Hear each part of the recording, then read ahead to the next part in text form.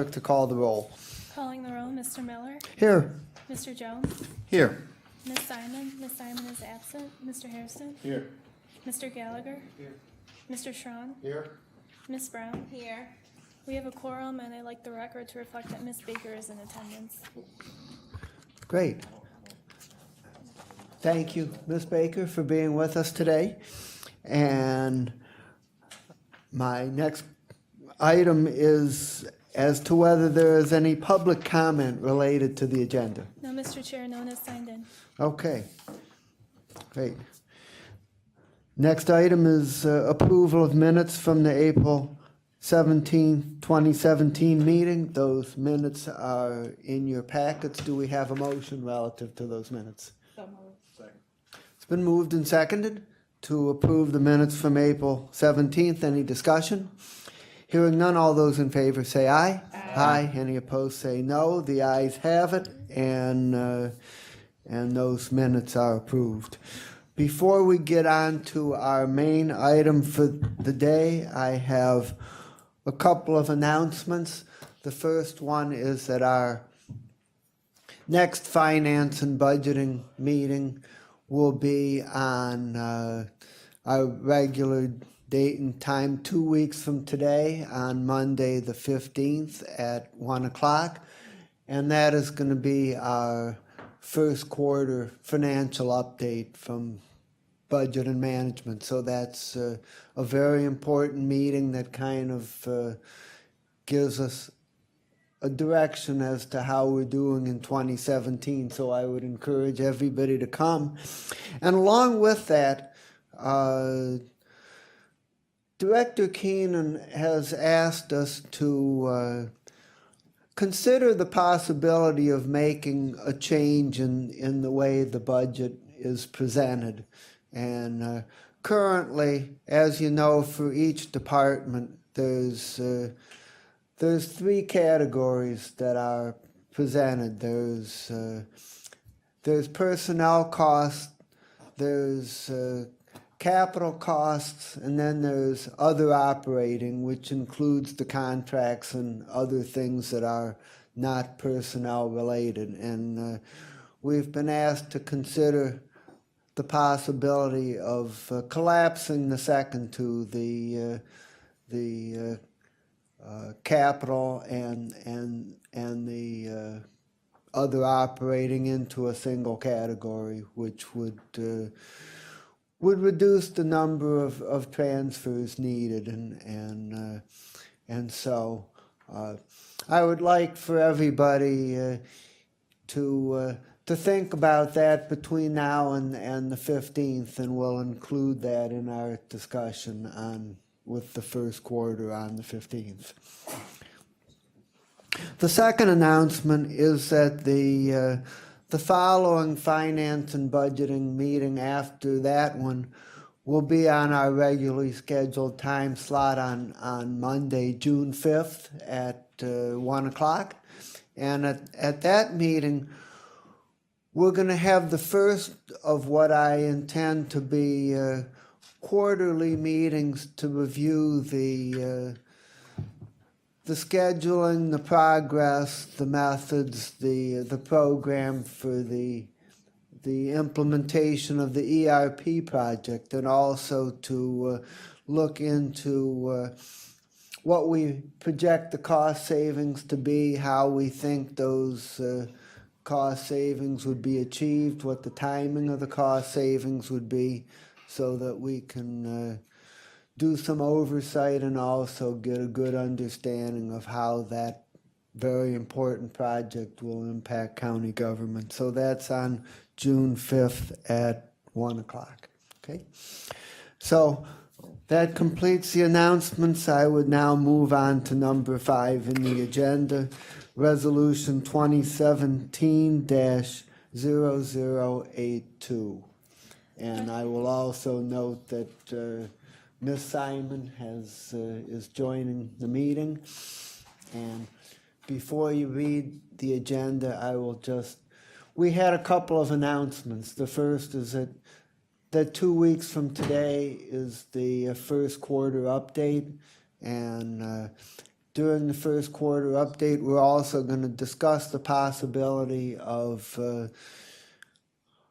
reducing the budget presentation, where currently for each department we have personnel, other operating, and capital, and to combine the last two into a single category. So we're going to talk about that in 2 weeks. And then on Monday, June 5th at 1 o'clock is going to be the next meeting. And at that time, we're going to have an extended presentation on the ERP project. Okay. Ms. Christina. Resolution 2017-0082, authorizing a state contract with 10X Software Solutions Incorporated in the amount not to exceed $3,335,350 for the purchase of electronic poll books, software licenses, hardware, and maintenance support for the period 6/1/2017 through 5/31/2027. Okay, this is, as everyone knows, the second in two pieces of legislation. We recently passed the Memorandum of Understanding among Cuyahoga County, the Board of Elections, and the State Department of Administrative Services. And this is the second piece in that series, which is the actual contract with the vendor for the electronic poll books. I would call Director McDonald from the Board of Elections forward to make the presentation, along with anyone he wants to bring with him. And I know that you're requesting that we consider moving this out of committee today, and that we recommend that it be placed on for second reading suspension at next Tuesday's council meeting. So as part of your presentation, I would like if you could explain why that timing would be desirable. Please proceed. Certainly. Chairman Miller, Vice Chairman Jones, and members of the Finance and Budget Committee, thank you for having us here today to provide remarks on the contract for electronic poll books. We are pleased to be recommending 10X Software and Solutions as our preferred vendor for this endeavor. I will be providing you with a brief overview of the selection process, after which Board Member Dave Wondolowski will provide some remarks on behalf of our other board members. Sean Webster, our Business Administration Manager, will provide a presentation on the contract and benefits of 10X. Also with me to answer any questions are members of my staff and the President of 10X Software and Solutions, as well as Jeremy Mio, the Cuyahoga County IT Security Officer. At this time, I would like to provide you with an overview of our vendor evaluation process. We conducted a 17-month vendor evaluation and selection process that included product demonstrations, 3 pilot projects, a security review conducted by the Department of Information Technology, a financial review conducted by the County Fiscal Office, a mock election, site visits, and a review of how our finalist vendors performed with their various customers in the November 8, 2006 presidential general election. From this information we gathered through the process, we determined that 10X Software and Solutions was the best choice for the voters of Cuyahoga County for a number of reasons, which Sean will touch on during his presentation. Security is a major concern of ours, and I know it is both for County Council and the Executive Budish. And I believe we have taken more steps to address this issue than any other Board of Elections in Ohio. As part of our vendor selection process, we had the Department of Information Technology conduct a review of the security features that 10X has put in place. This review, which was led by Jeremy Mio, required the vendor to take an independent penetration test from a national technical systems to verify the following. Critical elements of the electronic poll book system are protected from intrusion or eavesdropping. The electronic poll book protects against intentional manipulation, fraud, and malicious mischief. The electronic poll book provides the ability to identify fraudulent or changes to the system, and the integrity of the voting process is maintained. It should be noticed that the electronic poll book have no physical or electronic connection to voting machines. or even a tabulation equipment. After a voter is identified and checked in, the ballot and voter selection continues to be completely anonymous and unidentifiable. The product offered by 10X Software and Solutions have been certified by the state of Ohio and was tested by the National Technical Systems, an accredited testing lab in Huntsville, Alabama, in accordance with the Ohio Revised Code and the certification standards adopted by the Ohio Board of Voting Machine Examiners. We do expect to continue working with 10X on an ongoing basis, along with the Department of Information Technology staff, to ensure that the highest level of security precautions are maintained. Although there is little chance of electronic poll book malfunctioning, I want to assure you we are committed to the deployment of a modified version of current paper poll books to serve as a backup at each location for all future elections. This ensures that voters will still be able to cast a ballot at their designated location on the off chance of electronic poll book malfunctioning. At this time, I would like to call up Board Member David Wondolowski to give a few brief remarks. Thank you. Good afternoon, council members.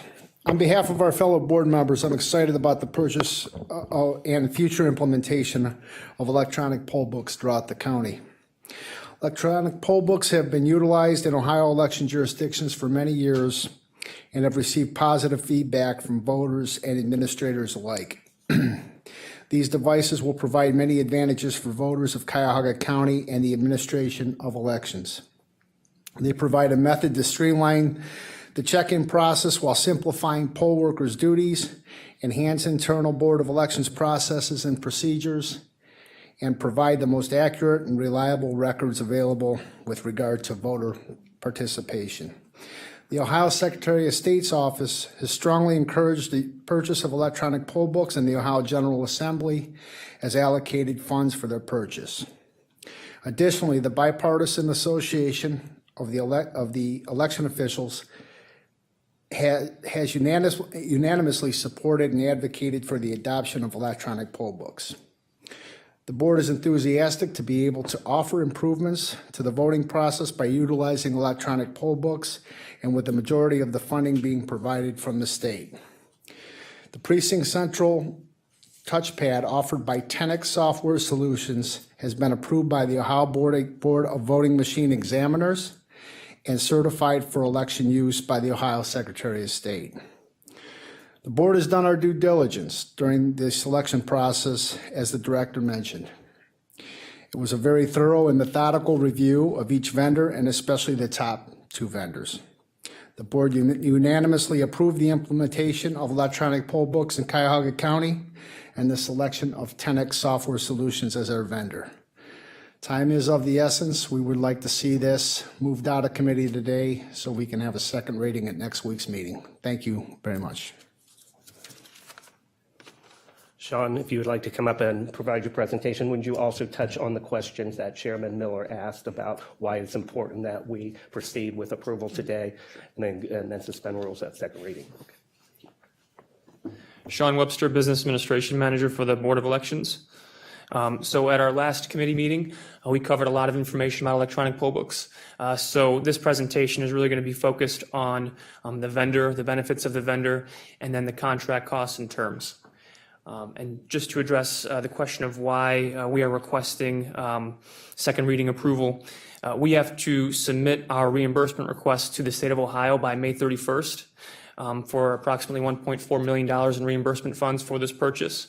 And we, therefore, in order to have a contract signed, which we have to submit with our reimbursement request, we need to have approval at the May 9th council meeting. So unfortunately, there is sort of a time crunch here to have this approved. With that said, I'll begin the presentation. So first, our reasons for choosing 10X. 6 primary reasons. First of all, their experience with customers similar to Cuyahoga County. And that means large counties, several 100,000 voters, and counties that use paper ballots or optical scan counties. And as you can see here, these are 3 of 10X's largest customers. compared to Cuyahoga. Their experience with these counties over the years has allowed them to develop features that are going to be really, really useful for our processes. Features like the ballot stub barcode scanning, which we talked about last time, which will help us ensure that we are giving the voters the correct ballot, as well as the ballot inventory tracking module in their central dashboard. Another benefit with 10X, sort of along the same lines with their dashboard, is our staff prefers their management system and their election day dashboard. This is a screenshot of the ballot inventory tracking feature that they provide. And really, when it comes to their dashboard, what it does and why our staff likes it so much is because it allows you to go very easily from a high-level view of what's going on election day and then drill into specific issues very easily and very seamlessly. It's very intuitive. Our staff also prefers their method for updating absentee voters, and again, this is something we touched on at the last meeting. So we have to upload the voter registration information to the electronic poll books a couple days, if not about a week, before Election Day. And during that time, there are voters who vote absentee, and so we have to have a way of updating their status in the electronic poll books. And the way 10X addresses this issue is by providing a barcode, a QR code, one for each poll location. And the poll workers can simply scan that barcode either Monday night or the day of the election, the morning of the election, and all the voters at that voting location are updated. Another benefit to 10X was the training and customer service level they offered us. During our selection process, the review of the vendors was really done by a core selection committee made up of essentially management level staff at the Board of Elections. But when it came to training and customer service, the feedback really was from the regular staff and from the poll workers, and they simply preferred 10X's training to the other competitors. It was just their training materials, their quality of their training. Our poll workers were just able to pick up 10X's system a lot quicker, and we think that was indicative of the level of customer service they'll be able to provide during the contract. Another benefit for 10X was the ease of setup, both the setup from an IT standpoint of the election, importing election data, the voter registration data into the poll books, as well as, and even more importantly, the physical setup of the electronic poll books. As you can see in this picture here, the poll book itself is in a flip case. On election morning, all the poll workers have to do is unfold the case, plug it in, and they're ready to go. Whereas the competitor that we were looking at had their device had 3 separate components that had to be assembled, and we saw during our mock election and our pilot projects that poll workers had trouble assembling those units. And then finally was cost, and this is really the last thing that we looked at because we wanted to first find which vendors were the right fit for our county, and then so cost was one of the last things we looked at. And what ended up happening was our preferred vendor, from an operational standpoint, also ended up being $250,000 cheaper than the other vendor that we were considering. So now I'll talk about the contract costs and the terms for the contract. So we are looking at purchasing 1,450 units with this contract. The initial purchase of equipment, software, and supplies will be about $1.7 million. Which will be reimbursed the amount of $1.45 million by the state of Ohio. The contract also includes 10 years of annual software maintenance, about $181,000 per year. So the total contract amount will be $3.34 million. So this is essentially a state term contract that we're looking at, although we did have several terms and provisions that were added by both the prosecutor's office on behalf of the board members and by the law department, really on behalf of the Department of IT, who, as you know, we worked with during our security review. The terms added by the prosecutor's office include a requirement that the system offered by 10X must pass acceptance testing that is created by the board. This includes any software updates or upgrades, and any additional equipment we may buy down the road must pass the acceptance testing. The contract also defines what major downtime is, as well as the timeline that 10X has to address major downtime. It requires that the system offered by 10X must be and remain certified by the Ohio Secretary of State and the Ohio Board of Voting Machine Examiners. It requires that the system must remain compatible with our voter registration system. And then finally, it requires that the hardware or commercial off-the-shelf equipment that we buy through this contract must remain compatible with the software. So as you may know, the software offered by 10X is proprietary, but we're using iPad minis. This is commercial off-the-shelf equipment. Again, if we need to buy more equipment down the road, whether it's to replace our existing inventory or add to it, we want to make sure that that remains compatible with the system we buy with this contract. Then there were the terms added by the law department, and as I mentioned, these are terms according to the Department of IT that are standard in the IT contracts that they enter into, but it includes cyber risk insurance.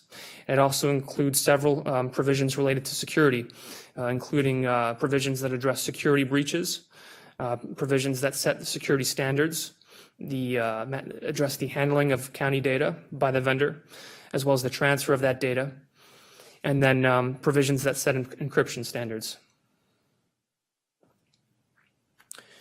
And then finally, I just wanted to once again touch on our implementation plan. So as you may know, tomorrow is our May primary election. We'll be deploying in a pilot project these units to 76 voting locations throughout the county. In September, we'll be having another primary election. We expect the Cleveland mayoral race will likely be on the ballot, as well as a few other cities. And it could end up being roughly half the county in September, perhaps 200 voting locations. And then finally, our long-term goal is to do a countywide implementation this November for the general election. And then we'd be happy to take any questions at this time.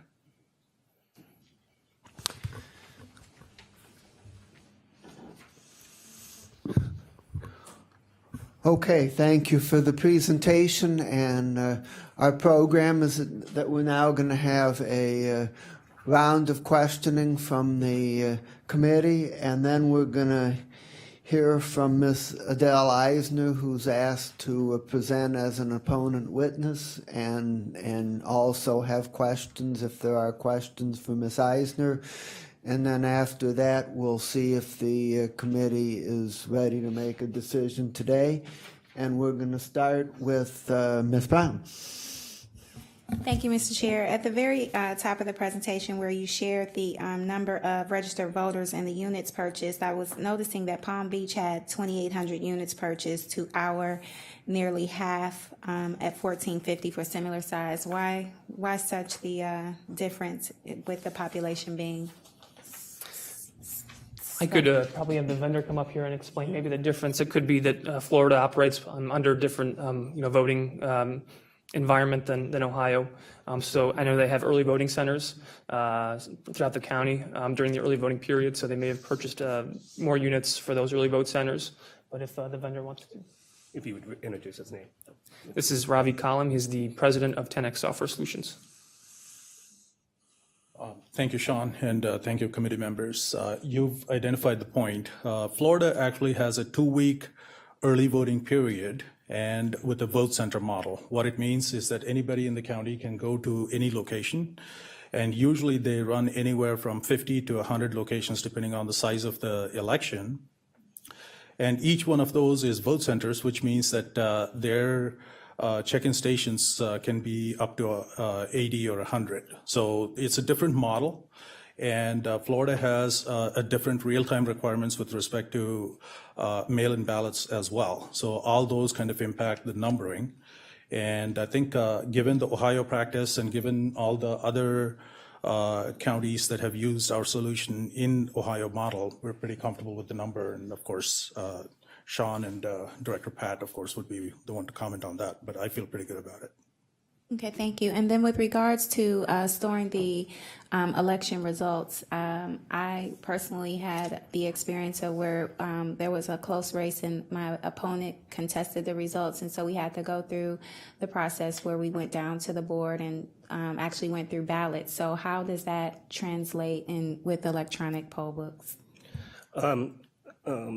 Excuse me, Councilwoman, that has no impact on the recount process. We would still do the normal recount as we do today, that we segregate the ballots based off of the absentees, in-house voting, and election day, and we hand count 5% of those ballots to match to then a process of scanning the rest of the ballots to assure the integrity of the election.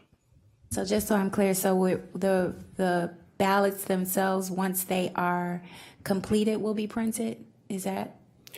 This is an electronic poll book is basically the voter registration book, paper book. Okay, It has all right. nothing to do with the actual equipment. voting process. Okay, all right. Correct. And then with regards to, I know we touched on the ID issue, and I know it's a state issue, but I think it bears some attention that if everyone is trying to transition to digital, that people should in fact be able to use digital identification to register or to confirm that they are in the right place. So has there been any consideration given to how we are going to approach that? Because as people are transitioning their utility bills, their checks are electronic now, bank statements are electronic now, but we're requesting paper materials for a digital piece of equipment. So to me, the irony needs to be addressed. So what are we doing about We that? agree with you. You brought this up at last committee meeting, and it was very interesting. And we, brought it back to the board and discussed it. And we think it is a good option that should be considered. And from that point, we contacted the Secretary of State's office, who basically told us to talk to the prosecutor's office, but said that they're inclined not to approve that kind of verification for voting. And there's documentation that they have provided boards of elections over the years. We determined that it is silent in the code, and we have spoken with our prosecutor's office to give us a legal opinion on that. Further, I've talked to State Representative David Greenspan about potentially putting it in one of his election bills. So we're having some discussions there, because he is currently putting legislation together that will allow the state of Ohio boards of elections in the state of Ohio, all boards of elections to accept concealed carry license that county issues. So I think it'd be a perfect place to add this in with it. Okay, Councilman Tron. Thank you, Mr. Chairman. Just a couple quick questions.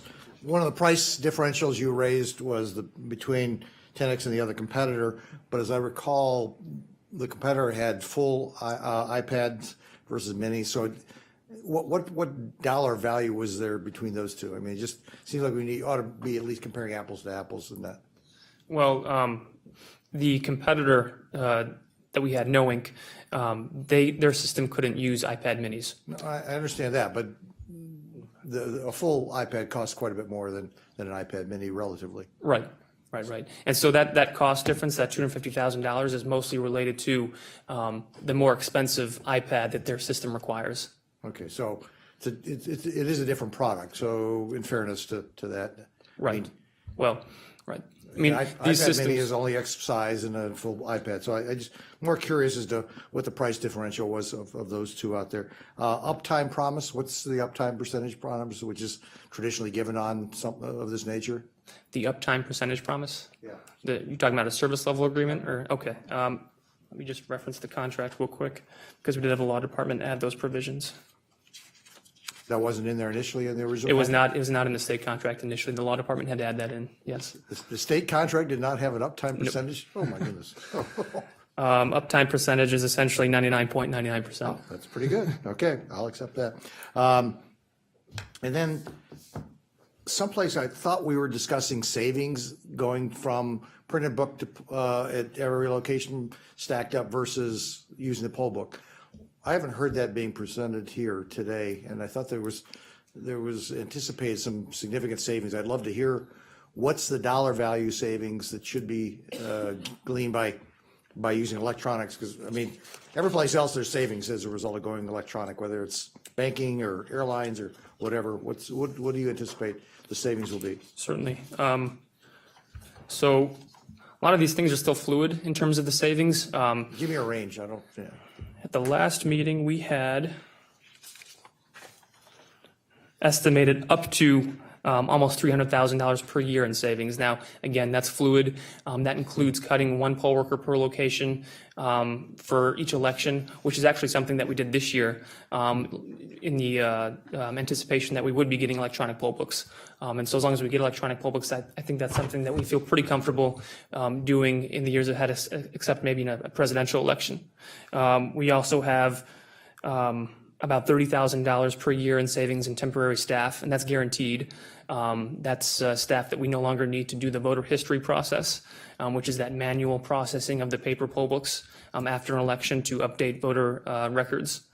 And then the poll books cost $132,000 per year in printing. So as the director mentioned, we're going to look at trying to get a scaled back version of that. I would guess, especially if we do it in-house, we can probably cut that price in half. Okay, 132,000 for the entire election years. That this year we have 3 cycles. Yeah, Is that what you would? Is that per cycle or is that per year. oh, per year? Per Okay, year. all right. So yeah, all right.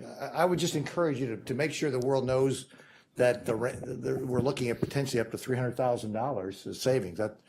That would pay for this alone. It seems like in 4 years, which is a pretty good payback in anybody's business out there. So thank you. Councilman Hairston. Thank you, Mr. Chairman. Just going back to your presentation on the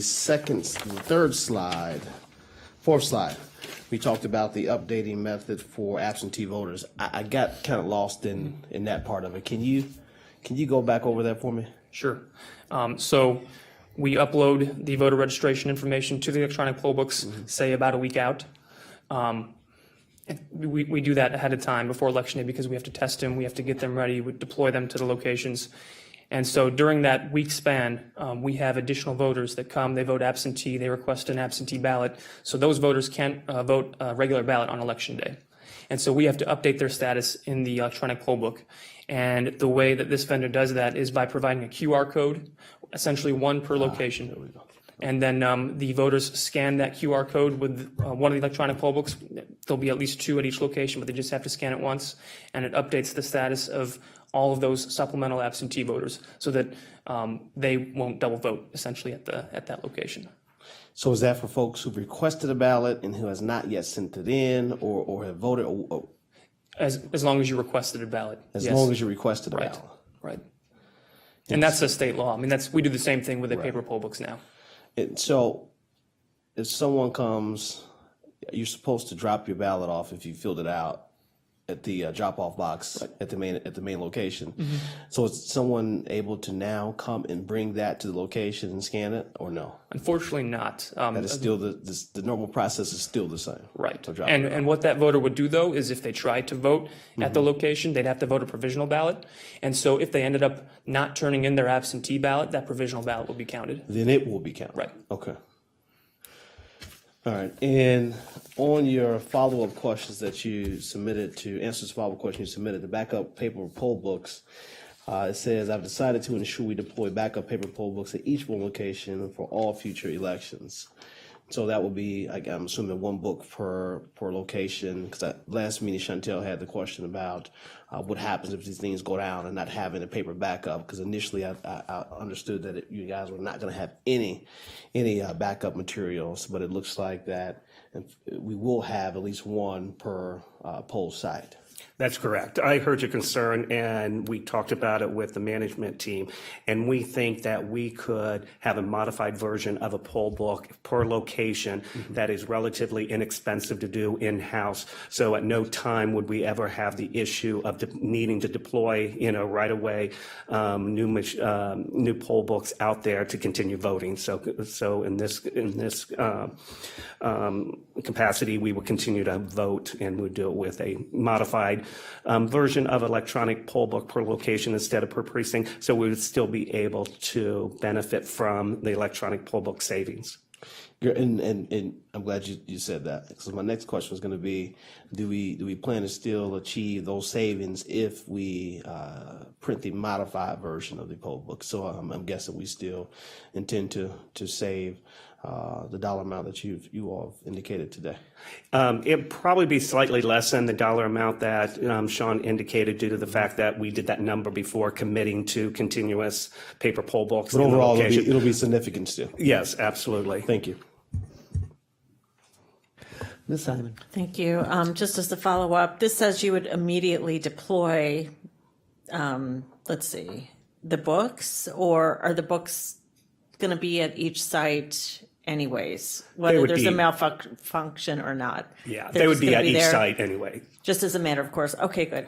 And you say that there'll be at least two of these poll books at each location, at least two, depending on how many precincts will be there. How does that equate to the number of workers now? So how many workers per precinct? Okay, so we have four poll workers per precinct, plus we have an additional 2 per location. And that was in all of our previous budgets and our election planning and cycles.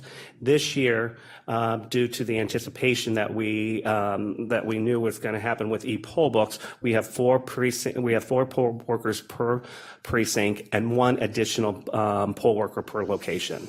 So it doesn't have, a major impact by any means on the reduction of poll workers. At this point in time, we have just reducing it 1 per location So you're going to reduce it by 1. by one. And so do you anticipate this is going to move as fast or faster because it's electronic? I mean, the hope is obviously it's more efficient and faster, but you're going to have one less person. Yeah, I mean, the 1 less person is not going to it's not going to have an effect on the voter because now it's going to be central voting. So you will not be having to go into your location and look for your precinct and go up to your precinct and talk to the 4 people there. You'll go into your location. There'll be a centralized location, and we'll have 3 or 4 poll workers, depending on the size of the location, handling the customer interactions. Okay, we'll see. And if this totally falls apart in September or May even, what's the remedy under the contract? Sean, you get this one. Just damages? Are there liquid damages? Are they going to come out and how, I mean, what? The contract does provide us to claim actual damages and then liquidated damages as well. And what's the term of this just one time? What's the term of the contract? It's a 10-year term, and the contract also allows us to deduct those damages from future maintenance payments or any future payments to the vendor as well. And in our experience, that has been probably the preferred as well as the easier route to take as opposed to trying to claim damages. Thank you. Vice President Jones? Thank you, Mr. Chairman. And you've touched on quite a few of my questions. But for example, if someone comes into the wrong polling location, needs a provisional, does this electronic create a more efficient process? Describe for me what happens as opposed to when we use poll books. Sure. This is one of the advantages of the electronic poll book. So if an individual went to the wrong location, we would immediately know that they should not be voting in that location. It's not going to be up to humans to decide if they're in the right location.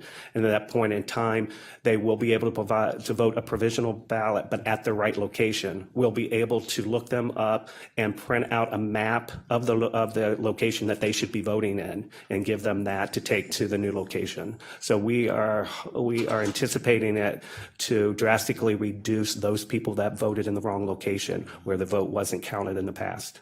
Okay. That can be a tense moment with a person feeling like they should be able to vote and they can't vote, and so the directions may be helpful. Is this web-based or this poll book? So the poll book is app-based. There does send information back to the Board of Elections, administrative information, non-voter specific over a network, but the actual e-poll book itself is just an app on the tablet. Are they connected to the other polling locations? They're connected within the location. So if there's 4 tablets out at the location, they're all updating, they're all synced, but they are not communicating with the other poll locations. Do you see that coming in the future, or? We see that that's available in certain states, and that could certainly happen down the road, yes. Talk to us in terms of security, hacking. What are the protections, safeguards? So I can probably let Jeremy touch on that. Jeremy is the county security research manager. Yeah, so we've done not only public security hearings within the potential safeguards as well as the exposure of these systems. We've also had it tested by a third-party company that's a professional within the industry and testing security equipment of this specific type of equipment. We've also have our entire team, so we have a dedicated security and research team within the Department of IT that has also assessed not only the system independently, but also the system during each mock election. And with that, we also have a lot of the contract provisions in assuring that if something out of our hands took place, that they have the insurance and they have the safeguards, and they always have to be certified or in accordance with our county policies. I know that there was a specific, I think, almost FAQ about some of the questions asked at the previous hearing that I was at. Within the security safeguards, not only are there specific safeguards and testing that we did pre-election, we also have ongoing monitoring during each election. So even, I think, on May 2nd, we will be monitoring 24/7. We actually monitor 24/7 the entire county network, but we have a specific dedicated staff on site monitoring for each election as well as other national level events that happen within the county. If I understand correctly, you're in many counties within the state of Ohio. You're already up and running and serving. So I work within the Department of IT within this county. Oh, I'm sorry. So we only monitor this county. That question is probably better Yes. directed to the owner. Yeah. You could go ahead and answer that. They do. Yes. So I guess I can answer that. They do have other I didn't know if you were going to go more with that, but specifically Hamilton County, they monitor no other county, from my experience, and I think that might have changed. Other than Franklin County has a dedicated security internal team in the entire state of Ohio. I don't know how they're monitoring their system. They're not. I'm assuming the vendor monitors somewhat of the system, but not fully. Right. So really my question now is, are you providing the protection and security protection, or is 10X providing? So both, it's a combination. So within the contract, there's specific provisions in that contract of what they're responsible for and what we're responsible for. So when they went through the presentation, there's specific things with handling county data, sensitive information, encryption standards that they have to adhere to, as well as us within it being our system internally here. So there's a lot of stuff happening internally on the BOE systems, as well as happening specifically on some of the iPads that both 10X, the vendor, would monitor, as well as we would monitor. So this question is for both of you. Have either of you experienced any hacking or any? No, you not have specifically to, So we actually stood up a specific advanced security operations center for the specific presidential election based on a lot of the nationwide controversy and potential threat of that. And we did not notice anything as an anomaly. We actually got all that separately verified through DHS. So a lot of our systems here are also monitored through Homeland Security on the external side as well. Robbie, did you And same question for. I can add to what Mr. Meal said, and even from the perspective of other jurisdictions that are using our solution, we have not seen any hacking of this data. Of course, as you may be aware, there is routine scanning and things like that on the internet that happens to your home computers or anything, but we haven't seen a concerted effort at actually breaking our defenses. So we've been pretty diligent about this. We've taken the best of breed solutions everywhere, and we had to work with experts like Mr. Mio here, as well as National Test Labs, who are expert white hat hackers, as they're called. Basically, they're hackers, but good guys. And we've actually commissioned them to intrusion test and penetration test our systems. And as of the last testing, which was about a year ago, we had 0 defects pending. All right. Thank you. And just to expand a little on that, in the contract, we require not only 10X, but any vendor that has outside county data in their systems through quarterly or not annual testing that then is reviewed by us internally. Thank you. Councilwoman Baker. Thank you, Chair. Questions have pretty much all been asked, but as far as this system having the ability to be updated when, as we all know, with IT and changes and things get better, are we able to take a system that may be 3 or 4 years old now, starting from today and going to 2020, finding out that, hey, maybe the voter ID now can be taken electronically? And does this system, will it allow us to be able to adapt to anything new that may come down the pike? Sure, I'll answer this and have Chantel come up and talk about this more.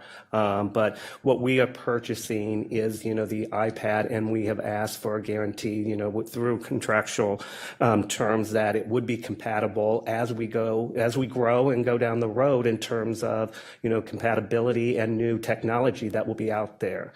I mean, Apple, and it is an Apple product, they seem, every other year to have a new version out there. So it is our hopes that the technology as well as the versions that would be created by Apple, that we will be compatible for at least another 10 years. Do you have anything to add? Chantel Sater, Election and Compliance Administrator. Just that we have already gone through this process a couple times with this election as far as providing updates that other counties aren't currently using. So we have a good relationship with the vendor, and we were able to go to them and say, these are some things that we'd like to see that the voters of our county would benefit from. And they were able to update the version that they are offering in Cuyahoga County. So. And I'd like to add something as well. As part of the contract, and this is something that we have in our voting equipment contracts as well, there's a certification requirement. So if state law changes and allows the scanning of electronic IDs, this system has to stay certified, and they would have to update their system in order to meet those requirements.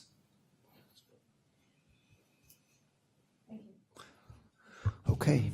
I have a couple questions. First of all, in the materials we received in the meantime from Ms. Eisner, she raised a couple of questions that I want to ask about. And the first one relates to that apparently 10X has used some county voter data in demonstrations given in other places around the country, and the question is, do we have language in the contract that prohibits that, and if not, should there be? Yes, we do. We have language in the contract protecting our voter data. In this situation, it was a private meeting that happened in New Hampshire, and they were meeting with election officials throughout the state at this private meeting, talking about the benefits of e-poll books. And they had different vendors that remotely dial in and provide a presentation.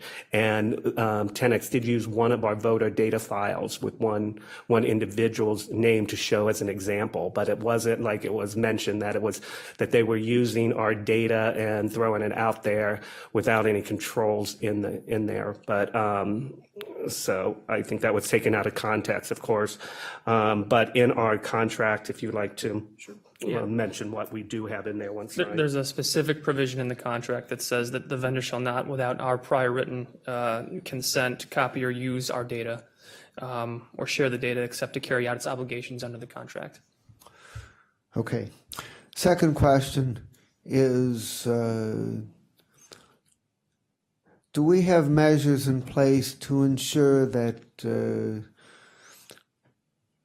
that no candidate, political party, or other political operator would have access to real-time voting data off the dashboard or other aspects of this system that would give them an advantage beyond what anybody is entitled to by using the 11 a.m. and 4 p.m. postings?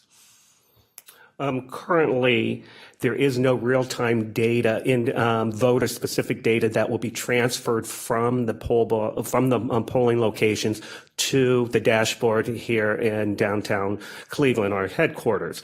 The only information that will be being able to be transferred through would be general voter data, that will help us determine, the voting turnout, as well as do we have sufficient amount of ballots there for a primary, but specific voter data that one day down the road might be, in place. It's, the Secretary of State's office has prohibited it at this point in time, but there will be a thorough review assessment of the advantages of e-poll book and what it could provide the political parties. And I think it will be more driven on a statewide level than a county level in giving options, what the county could do. But currently, we are not allowed to provide that information. So there would be no advantage or disadvantages from one political party or one candidate from another. It's just general information of the voter turnout that we will have. Well, Director, if I were running for office and I knew that I was very strong in Area 1 and very strong in Area 2 and weak in Area 3, and if you had not specific individual voter information, but you had general information that the voter turnout was high in Area 1, but weak in Area 2, that would seem to be very useful information if I got my hands on that. And that's currently done, Chairman. I mean, I do voter turnouts throughout the whole day, and separate those, in parts of the county, of targeted areas, and I provide that to the media throughout the day. It is done manually, of course, and we pick up the phone in these targeted areas that I'm providing voter turnout data information. This new system will be able to provide that. This is information that's already publicly available and would not give anyone any advantage. Is that correct? No, that's correct. Okay. The other question I had is that last week at the council meeting, a gentleman recommending another vendor said that subsequent to the start of this bidding process, that they developed a new kiosk system that they said is much better and more voter friendly than the current system that is proposed here, and he was saying that we should drop this plan and use their system, and so my question is how is their kiosk system different than the system that is proposed here, and why do they think it's better? Well, I would tell you, Chairman, that if we had all 7 vendors in the room, each one of those vendors would say their system is the best one. He had the due process. That's understood. I'm asking you to try to give us a feel for it from their perspective as best you understand it. My understanding, it is a laptop. It is not an iPad. It does have a lot of the same attributes that all the other vendors have in terms of being able to check in a voter in a timely fashion and be able to scan the voter's ID. It's just a different piece of equipment that is surrounded by a base that he's able to use it, be able to support it as a kiosk. Chantil, would you like to get from Chantil was a project manager who evaluated each one of our vendors and what their system brought to us and the advantages of each system. I believe that it will be difficult to provide the same mindset from this particular vendor. We didn't really see many advantages from using the device that he was offering. Namely, as the director stated, it was a laptop instead of a tablet, which not only is a little bit more difficult to use and also from the testing perspective and the amount of space that it would take up for storage and transport to and from the voting location. It would have caused a few more logistical issues.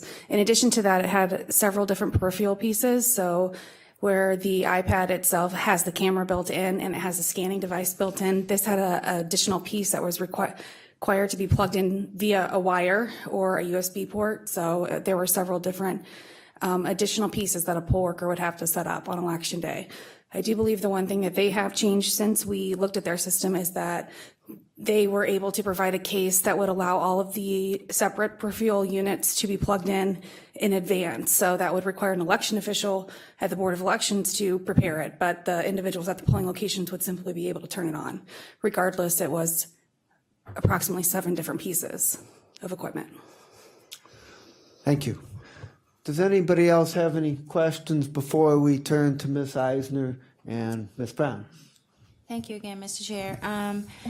One of the things that I wanted to know, Mr. McDonald, Director McDonald, is we kind of have some predictions with the election for tomorrow. Tomorrow is another election day. So are we on pace, under or over the number of absentee voters that you predicted? Or We are right on target Right on with target. the 15,000 that I projected, which will be about, in a total voter turnout, about 17%, which, is sad. Yes. It's just there's not a lot of public interest and a lot of media interest in this race and races. So it's saddening to see what my projection of 17%. I'm looking at 25,000 voting on election day and 10,000 voting or 15,000 voting by mail. And that's 19 municipalities, if my memory serves me correct. And so the pilot that we're executing tomorrow, will that include all 19 municipalities? It will. Okay. There's 76 locations throughout the county in those 19 municipalities, and they will be in all 76 locations. And I guess the last question would be, if we are, since we are in fact enacting the pilot, is that cost included in the reimbursement, or is this an added expense? How are we appropriating funds to be able to kick off the pilot? We are lucky to have this vendor, in my opinion. They are doing this pilot at no charge to us. Okay. All right. That was it. Thank you. Okay, well, hopefully everything goes well tomorrow, and if it does not, that's going to happen before we have to make our final vote on this program. Okay, now I'm going to call upon Adele Eisner. Thank you. And Ms. Eisner has asked to speak as an opponent witness, and which is a little different process from public comment. May I shut your laptop, or would you like to do that? And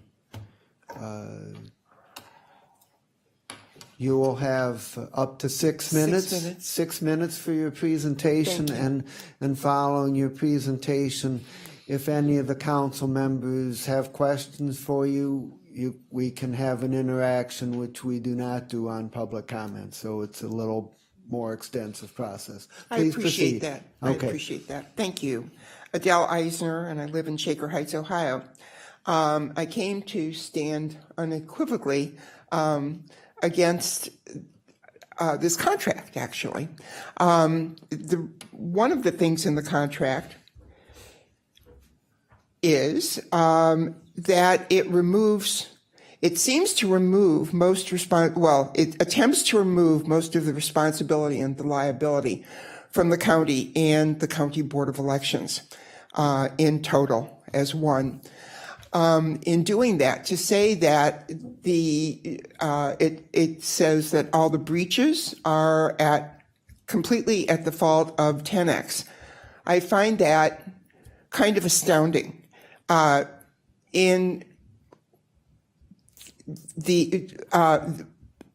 Everyone is to be following, 10X is to be following the NIST, the National Institute of Science and Standards and Technology, NIST 800, Revision 4, controls on security. And even those controls, if one reads through them, they cover management, risk assessments and controls, operational risk assessments and controls, and as well as technology. The county, the Board of Elections, are the people using the technology. So I really can't understand how 10X would be willing to take the responsibility for other people's actions that they have no control over. For instance, one of the priority actions under NIST is mandated access control. Well, 10X could have provided for two-factor authorization for people to get in. However, they're not in control of who gets in and who doesn't get in. And that, too, is a huge security risk. If I were in 10X's position, I wouldn't take responsibility for the people. If I had a laptop, I wouldn't take responsibility for the people using it. Additionally, it's been estimated that between 2/3 and 80% by various experts, 2/3 and 80% of breaches actually occur because of the people using the technology. Accidentally accidental use. They need something real quick. They don't go through the security procedures. And it could even be bad players inside. I appreciated your question, Councilman Miller, about the voter information being transferred, which is, I think, the most worrisome regarding inside manipulation, which is where I started when I first came to the council meeting. My latest communication with Brandy Seskis from the Board of Voting Machine Examiners was that they're just not comfortable with it yet. I'm sure that's coming soon. One of the other things in the contract, 10 years is a long time. The threat landscape is going to go even in the next year. And the technological advances also will explode. And even the election landscape will be changing. I know that on Wednesday, there's going to be a Board of Voting Machine Examiner meeting. They're investigating a whole new update to ES&S's firmware. It goes with our current software, ways in the software to connect the e-poll books with the tabulators, with printers for ballot on demand. That is going to expand, quantumly amplify the number of security risks that the use of the e-poll books have. I will actually close with the one thing that really that impresses me, and it is that in the contract, it declares that all this documentation, all the documents, all the data, it imposes it on 10X that they're all confidential. All of that. However, I think that also applies to citizens. The only reason I have been observing elections for 18 years, and I think that, in fact, the Board of Elections director believes that, he's told me that he believes that I wake up thinking, how am I going to hurt him? No, it's not about hurting him or his reputation. It's about standing for citizens. This is not just about money. This is not just about it's hardly just about money. It's not just about in recounts, for instance. Nobody is mandated to look to see if anybody had an advantage. It's about citizens owning our elections, and as such, we need to have the information, even just at the beginning, that we can assure ourselves that what we're being told, from election outcomes to the outcome of the national testing, the NTS lab, that supposedly did that testing when there are no EAC mandates for electronic poll books. That's another thing in the contract. I'm backtracking. It says they have to follow the EAC mandates. Well, the EAC has no standards for electronic poll books yet. Just our voting machines are working on 2005 standards. So, if all the information per the contract, Okay, please conclude. I shall. If all the information per the contract is confidential, I will show you per that what makes that legal when I ask for a copy of the testing report from NTS. This is what was concluded satisfied Sunshine Law. And so part of the contract, I had 77 pages of this out of like 89 pages. That's what I got. Citizens, the board of elections cannot own the election. Whoever owns the system owns the people in it, and we've seen that. Citizens need the ability to oversee our elections and make sure that what we're being told from anything from this and this is the conclusion. We didn't even get a conclusion, no signed conclusion from the lab. We need to get those assurances that our elections are our elections freely and fairly. Okay, thank you very much. I appreciate it. Okay. Thank you. Are No there any questions? questions for Ms. Eisner? Oh, I'm sorry. Yes, Councilman Gallagher. Ma'am, what expertise do you bring?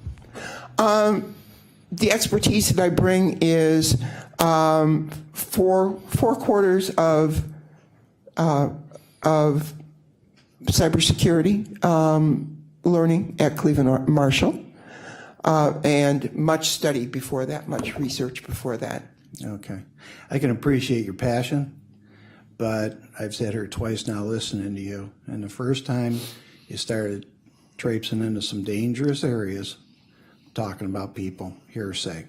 And now you've laid on the table that we have inside or potentially inside actors at the Board of Elections. No, that's a term. I'm sorry. I'm sorry to interrupt you. That's not, I didn't make an accusation. That is just something that one looks at. That's part of NIST security controls. Okay. You make sure that you set in controls against negligence, carelessness, or bad actors. Personnel. No, I'm not. I didn't say that. I would conclude you bring passion and nothing else. Thank you. Well, thank you for that opinion. Okay. Anything else? Anyone else? Councilman Schran. Yeah. I just personally recognize that this is electronics is a way which we are trending in our society. I assume you use electronics to make your airline reservations, to do your email, to do your texting. I assume your banking. When I came through U.S. Customs last week, I just laid my passport and put my fingertips on and cleared customs without talking to a single person. So I assume you're doing some of these same things. Very much so. Thank you. And so this is a heck of a lot less, it seems to me, than what I just went through when I came through the United States by just laying my fingertips on there. Is it a bad thing that the vendor is willing to take the risk and extend the liability on themselves personally? It seems to me like it's pretty good negotiating on behalf of the county to get somebody to stick their neck out and be on the responsible party. I'm not sure how a NIST certification auditor would see that, however. Is it a bad thing financially for them to be on the hook for those things that establish liability? No, but actually, no, and I'll address that. In the case of cyber risk insurance, for a company that has to have a high level of standard in the insurance industry, they're not just going to hand over money. They're going to send in an auditor to track back what happened and who took responsibility for it. In this And- particular case, they've taken responsibility, have they not? No, The for supplier? things that are under their control, which they're not there. They're not running the election. They're not there using the e-poll books. And in response to checking in at the airport, I would say that we all take responsibility for our own. I use computers all the time. We take responsibility for what we use and what we don't use. However, we're talking about our elections. There are no do-overs in election. It's our elections. It's the cornerstone of democracy. Well, and I guess and you said that the savings is not, at least I'm not trying to put words in your mouth, but the savings was not paramount or not significant in your I think your earlier comments.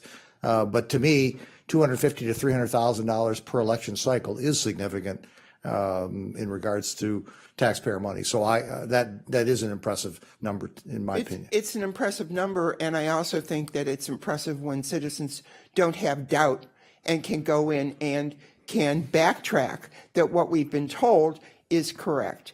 And doubt in elections really is just as harmful, if not more harmful, than I'd two be willing elections. to bet they've been doubting since 1776 in the United States about elections. So I'm relying upon technology as we move across every one of these steps in our own lives. I was shocked when my son tore up a check that I gave him because he'd taken a picture of it and it was deposited before we even finished the conversation. So the world is changing so fast. Yes, I realize we have to be conscious of it, but I guess I see this as a natural transition where we've already transitioned 15, 20 years ago on some of these other things I've already talked about. Okay. Well, I would agree that we're transitioning. However, it doesn't bode well for citizens to be able to track back that what we've been told is correct. Thank you, Councilman Miller. Okay, now I'm going to ask whether anybody has any further questions for the presenters. Yes, Ms. Simon? The director? Yes. Question? Yes. Thanks. So this 10-year contract, was that a similar apples to apples comparison to No Ink? Did we look at the contract term similarity with the other vendors when we went out to get the Yeah, quote, Sean might the be bids? able to answer. I'm assuming it was in price, it was similar. In price? Yes, so for the 10 years, it really wouldn't have mattered because both No Ink and 10X offered the same annual maintenance fee. So the annual maintenance was actually equal. It was the initial purchase, which was resulted in the savings of $250,000. Yeah, why are we locking in so long? For a decade? Right. So first of all, the contract does have a termination for convenience clause, and that is something that the Department of IT stressed that we have in there. So we can actually terminate at any time if we want to. But in regards to the 10 years and why we chose 10 years, 10 years is the industry standard when it comes to election equipment. You see it with voting equipment. Some of the other counties that are doing electronic poll books What's the equipment? contracts. I'm sorry. What's the equipment here? Just the iPads? The iPads and as well as the software license. And actually the software license make up the majority of that initial purchase. It's about $900,000 for the software licenses. And then actually the iPads are only the $300,000 to $400,000. Yeah, I don't know why we want to be locked in that long, but that's fine. And this out clause of the contract, does it just require notice? Is it mutual? It does require notice. I believe it's 30 days. 30 So days. just by virtue of a 30-day notice, we can bow out without any kind of consequence? That's correct. Okay, good. Ms. Brown? Thank you. As a follow-up to Councilwoman Simon's question, I understand the industry standard is 10 years, and I guess there is a level of comfort with being able to bow out at any time. But as technology advances so rapidly, I mean, we've, in the last, I would say, for 5 years, we've changed the style of iPads a number of times. So I would anticipate Apple would be making some advances with their models as we, move forward in time. So are there any provisions to get updated equipment as it relates to this 10-year contract? Not necessarily to get updated equipment, but there is a provision that requires that if and when we do update our hardware, so say 4 or 5 years down the road, we decide that we want the newest version of iPad, there's a requirement in the contract that everything that we have, all the software, and if we still want to use some of our existing hardware, that all has to be compatible. So everything still has to work, even if we decide to upgrade the hardware further down the road. I guess there is, again, that comfort of knowing that we can, if something better should come out in the future, that we have that flexibility. And it's an app versus web. And can you just touch on that a little bit more for my clarification? I think Councilman Jones brought that up, but with the apps, even if the equipment is a little bit older, we can make some adjustments or updates via the app. And how does that compare to the web? Well, with the web, essentially what the check-in process would be is the check-in process would be online. And that's something that we're not allowed to do at this time. It's probably something that, we wouldn't do unless, it was thoroughly vetted. But, talking to the Department of IT and even our own IT staff, even if there are newer versions of iPads made and there will be, the one we have right now works, for all intents and purposes. And so we can continue making updates and improvements to the software, but the hardware works for us. So as long as we can turn it on and we can run the app on that hardware, then that's all we need. And then one last question. On page 3 or 4 of the County Board of Elections document that received on the 28th, their section 2 says there's 10 flags to alert, up to 10 flags to alert poll workers of any special circumstances. We gave one example, but could you give us maybe a couple others just for, again, clarification purposes? Sure. So when we say up to 10 flags, I don't think all of them are used currently. That's just how many we have available. I think I use must vote provisional as one of the examples. Another example would be if once a voter registers to vote or updates their registration, we send them an acknowledgement card. If that acknowledgement card comes back as undeliverable, we flag that voter, and I believe they have to vote a provisional ballot, and that's state law. And so that would be one of the other flag messages that we would upload into the electronic poll books. Okay, and then that prompted with another one, last question, I'm sorry. During general elections and some primary elections, when we have candidates on the ballot and people have to vote provisional, is there, is it sometimes if there's an issue on the ballot that may not appear on the provisional ballot? Is that correct? Okay, all right, I just wanted to make sure I understood that correctly. Okay, thank you. Okay. Ms. Baker. Thank you. Just to kind of wrap up, given the vetting process you went through, and you also voted on this, and now you've heard some other questions perhaps that may not have come up at the time that you were choosing this vendor, do you have any reservations, or are you 100% behind this equipment that you are now presenting? Very good question. And I would say that I'm absolutely 100% behind this vendor at this point in time and the equipment and the company itself to provide, a sound, solid election, efficient, as well as to bring us, into the 21st century and provide the citizens of Cuyahoga County the technology they need to enhance their voting experience. All right, thank you. Does anyone have interest in making a motion that we recommend this favorably and ask leadership to consider placing it on the agenda for second reading suspension next Tuesday? Mr. Chairman, I also move that we recommend this for second reading suspension and put it on the for second reading. Second. Okay, any discussion? I have a little bit of discussion. I just want to say that I do have concerns when we place the integrity of the election system in the hands of very complex technology that a lot of us don't fully understand. But at the same time, I would say that the County Board of Elections has a very strong track record, that you've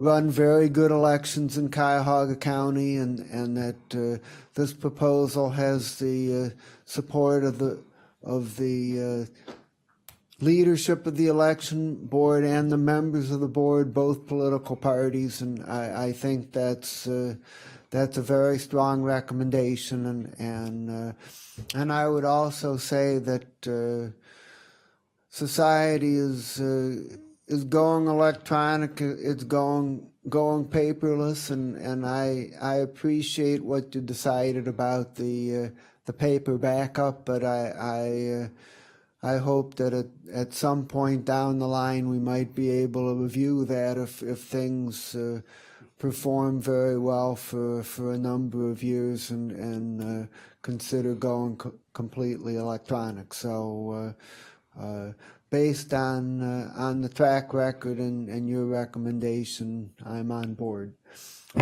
Councilman Tron. I'm going to be watching this firsthand because tomorrow morning I will be doing the electronic poll book because I'm one of the areas that's going on the pilot program. So I'll be watching it on a more direct basis. So you will hear from me if it doesn't go well. Thank you. Ms. Simon. Just as a follow-up, do we have a commitment to use the backup poll books for the term of the contract unless council weighs in and you come back to tell us things are going well? I mean, or can the Board of Elections tomorrow just say we're not doing it? Well, I'm giving you my commitment, and I can't speak on behalf of our board members. But I mean, from my understanding is the board members and the staff would do the right thing. We've always have. And so I can't sit here and commit 10 years down the road, but as long as I'm director indefinitely, we will have paper backups unless we deem that there's a reason not to. But I will commit to bringing it back to council and discussing it with you before we would eliminate that. Yeah, I would appreciate that. Yeah, if that ever would happen. Okay. I mean, we have a board member here. Can I, Mr. Chair, ask the board member whether he as well would commit to continuing on with the backup? Pat got out a bit ahead of me here, as I'm never going to support not having a paper backup. I personally can tell you we're going to want the paper backups at all future elections. Okay. Anything else? Okay. We have a motion. Has it been seconded? Yes. It has. Okay. And the question is on the referral with a favorable recommendation and second reading suspension for the council meeting a week from tomorrow. All those in favor say aye. Aye. Any opposed say no. The ayes have it unanimously, and it is so recommended. Thank you, everyone. Okay. Any miscellaneous business? Hearing none, has anyone signed in for public comment unrelated to the agenda? No, Mr. Chair. Is there a motion to adjourn? Second? All those in favor say aye. Aye. Opposed? Thank you very much, everybody. Hey, Sonny, the other day when I was on Southwest, they announced